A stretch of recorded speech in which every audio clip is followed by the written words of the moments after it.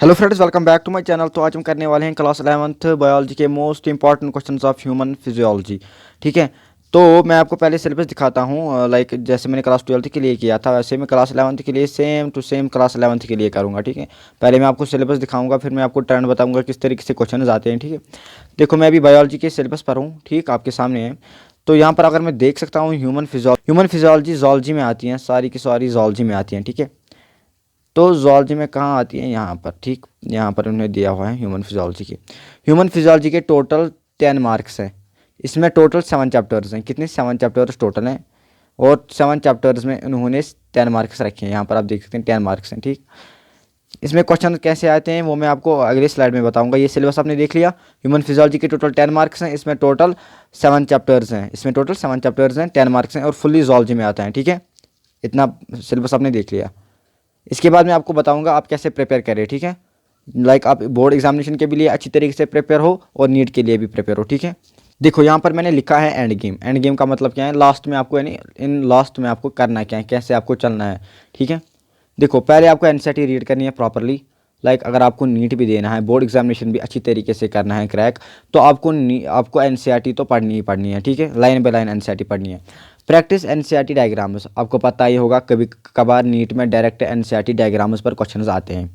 ठीक, बोर्ड के लिए नहीं है इंपॉर्टेंट, बट एनसीईआरटी डायग्राम्स पढ़ना है, क्योंकि एक बार आपका रिवीजन होगा तो अच्छा ही होगा। क्लास 12th में फिर आपको उतना नहीं करना पड़ेगा, क्योंकि आपने रिवीजन पहले ही किया होगा, तो आपको थोड़ा फास्ट टाइम बचेगा आपका। ठीक है, क्लास 12th में PYQs past year question papers आपको करने हैं, वो मैं आपको यहीं पर दिखाऊंगा। ऑलरेडी पास्ट ईयर क्वेश्चन कौन कौन से आए हुए हैं बोर्ड एग्जामिनेशन में, वो आपको मैं यहीं पर दिखाऊंगा। उसके बाद give extra time to difficult topics, जो डिफिकल्ट टॉपिक्स हैं उनको आपको एक्स्ट्रा टाइम देना है। वो भी आपको पता है, कोई टॉपिक आपको डिफिकल्ट लगे आपको उसको ज़्यादा टाइम देना है, उसको समझना है। ठीक, और फिफ्थ वन इज़ रिविजन, आपको रिविजन किसी भी हाल में करना है, किसी भी हाल में आपको रिवीजन करना है। तो ये 5 चीज़ है आपको किसी भी हाल में करने हैं बोर्ड एग्जामिनेशन को अच्छी तरीके से मार्क्स लाने के लिए, लाइक 100 आउट ऑफ 100 लाने के लिए। और आपको एक्चुअली 70, आपको थ्योरी में 70 मार्क्स हैं, आपको पता होगा, और 70 मार्क्स थ्योरी में है और 30 मार्क्स प्रैक्टिकल में है। ठीक है, वो आपको पता होगा। अगर आपको 70 मार्क्स लाने हैं तो ये 5 चीज़ें आपको करनी पड़ेंगी। एंड अब मैं आपको दिखाऊंगा कि आप कैसे एनसीईआरटी को पढ़ सकते हो और कैसे आप नीट के लिए भी प्रिपेयर हो सकते हो। ठीक है, अब मैं आपको दूसरे स्लाइड पर ले चलता हूँ। आपके सामने है, यहाँ पर आप देख सकते हैं, आपके सामने है एमफेस, मतलब माइटोसिस है आपके सामने। ठीक है, आपको किस तरीके से पढ़ना है, पहले तो लाइन बाय लाइन एनसीईआरटी आपको पढ़नी है। ठीक है, फिर आपको जो भी आपको इंपॉर्टेंट वर्ड, इंपॉर्टेंट सेंटेंस लगे एनसीईआरटी में, वो आपको हाईलाइट करना है, जैसे मैंने यहाँ पर किया है। ठीक है, फिर क्या करना है, फिर आपको जब आपने एनसीईआरटी सारी पढ़ ली, ठीक है, एनसीईआरटी पढ़ ली, फिर आपको क्या करना है, आपके पास तो एमटीजी होगी ही ना, MTG 35 years past year question papers of NEET, तो वो आपको लगानी है एक बार, तो उसको आपको प्रैक्टिस करना है। जो क्वेश्चन उसमें नहीं आए वो आपको उसी हिसाब, उसी लाइक उसमें टॉपिक वाइज होते हैं क्वेश्चन, उसी यानी कोई क्वेश्चन लाइक एमफेज आप कर रहे हो अभी उसमें प्रैक्टिस, तो कोई क्वेश्चन नहीं आया आपको, ठीक है, उसमें क्या करना है, एक तो उसमें उस क्वेश्चन में आपको सर्कल करना है, क्योंकि दोबारा उसी क्वेश्चन पर ज़्यादा फोकस करना है। दूसरी बात, उस क्वेश्चन को आपको सीधा यहाँ पर लिखना है जो क्वेश्चन नहीं आया है। ठीक है, अगर वो एनसीईआरटी से लिया गया है तो आपको वो लाइन ढूंढनी है और उसको पैराग्राफ में लाइक जैसे मैंने किया है। एक बात आपको मैं दिखाना चाहता हूँ, लाइक ये देखो, ये मैंने किया है, इसका मतलब ये मतलब ग्रीन में, और यहाँ पर मैंने लिखा है क्यों, छोटा सा क्यों, मतलब इसका मतलब क्या है, ये एक बार क्वेश्चन में आया हुआ है, इसलिए मैंने ये किया है। दूसरी बार जब मैं इसको रिवाइज करूंगा तो मैं डायरेक्ट इसी लाइन को उठाऊंगा। ठीक है, तो यहाँ पर लाइक ये इन्फॉर्मेशन एनसीईआरटी में नहीं दी हुई है, मैंने यहाँ पर एनसीईआरटी में लिख लिया है, क्योंकि जब मैं दोबारा एनसीईआरटी को रिवाइज करूँगा नीट के लिए तो मैं क्या करूँगा, मैं सीधा यही पढ़ लूँगा और एनसीईआरटी लाइन बाय लाइन पढ़ लूँगा और ये पढ़ लूँगा। इससे क्या होगा, मेरा रिविजन होगा। ठीक है, मैं जल्दी से एमसीक्यूज लगा सकता हूँ, मेरा टाइम सेव होगा। ठीक है, इस तरीके से आपको करना है। ठीक है, कि ऐसे लाइक जो यहाँ पर आप देख सकते हो, अगर इसमें आपको लगे इसमें इन्फॉर्मेशन ज़्यादा है, इस पैराग्राफ में इन्फॉर्मेशन ज़्यादा है, ये मैं माइटोसिस मियोसिस की बात कर रहा हूँ अभी। ठीक है, तो आपको क्या करना है, इसमें जो इंपॉर्टेंट आपको लगे वो यहाँ पर लगाना है।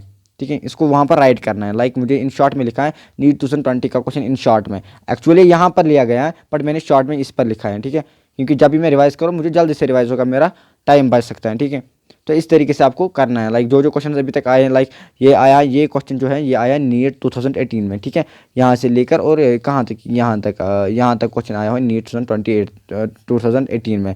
तो मैंने इसको क्वेश्चन में फॉर्म में लिखा है, लाइक ये भी आया है क्वेश्चन, ये भी क्वेश्चन आया हुआ है, यहाँ पर आप देख सकते हैं क्वेश्चन लिखा हुआ है, ठीक है। इस तरीके से आपको एनसीईआरटी पढ़नी है। अब मैं आपको ले चलता हूँ important question of human physiology के ऊपर। अब हम आए हैं इंपॉर्टेंट क्वेश्चन के ऊपर। आप देख सकते हैं 7 चैप्टर्स हैं टोटल और उसमें टोटल 10 मार्क्स है, ठीक है।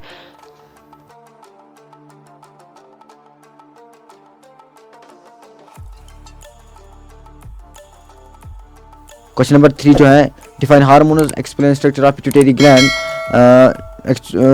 Name the pituitary hormone and mention function of each hormone. देखो इस क्वेश्चन में क्या हुआ है, जो यहाँ से लेकर यहाँ तक जो अपना क्वेश्चन है, ज़्यादा कि आप इसको कट करो, ये name the pituitary hormones and mention function of each hormone, ये 5 मार्क्स का आया था। बट फिर मैंने और एक क्वेश्चन देखा, वो भी 5 मार्क्स का आया था, बट वो था define hormones, explain structure of pituitary gland, फिर था name the pituitary hormone and mention function of each hormone, इन्हें बड़ा आया था उससे, ठीक है।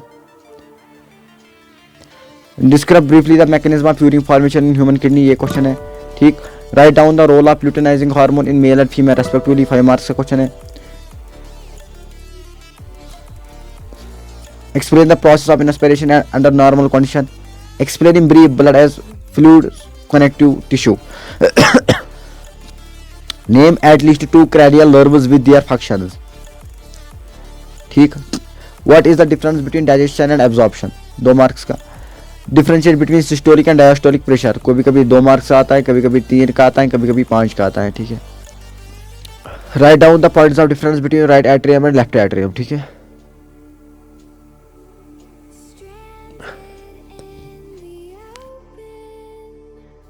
briefly write down the process of digestion in man, write a neat and labor diagram, explain in brief human urinary system, ठीक।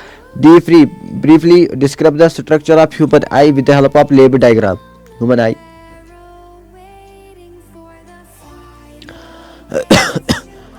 describe the structure of human neuron with the help of a labor diagram, ठीक है। Explain in brief double circulation in humans, और यहाँ पर मैं zoom करूंगा, इसके ऊपर है कुछ, आप देख सकते हैं जूम, यहाँ पर मैं जूम करूंगा थोड़ा, इसका मतलब है systematic representation of double circulation in humans. कभी कभी ये बोलता है, कभी कभी सिंपल बोलता है डबल सर्कुलेशन को एक्सप्लेन करो, आप उनकी मर्जी है क्या बोलेंगे, हमें प्रिपेयर रहना है, ठीक है। Differentiate between open and closed circulatory system, ठीक। कभी कभी 3 मार्क्स का आता है, कभी कभी 5 मार्क्स का आता है। Write down the points of difference between breathing and respiration, ठीक, 3 मार्क्स का। What is double circulation, explain the automatic rhythm automatic working of human heart, ठीक है। Automatic working of human heart आपको एक्सप्लेन करना है। What is excretion, explain the process of physiology of excretion in human beings, ठीक। Differentiate between cartilage and bone, यहाँ पर है difference between cartilage and bone. Describe the microscopic structure of nephron with the help of dramatic representation and its types, ठीक, ये question है। इसके बाद what are hormones, name the hormone produced by the pituitary gland, ठीक है। Explain the role of ADH and oxytocin produced by posterior pituitary gland, 5 marks का है, ठीक है। लाइक मैंने आपको पहले ही बता दिया है, इसमें 5 मार्क्स का एक क्वेश्चन आता है, एक्चुअल एक क्वेश्चन आता है 5 मार्क्स का, उसका आर भी होता है विथ आर, ठीक।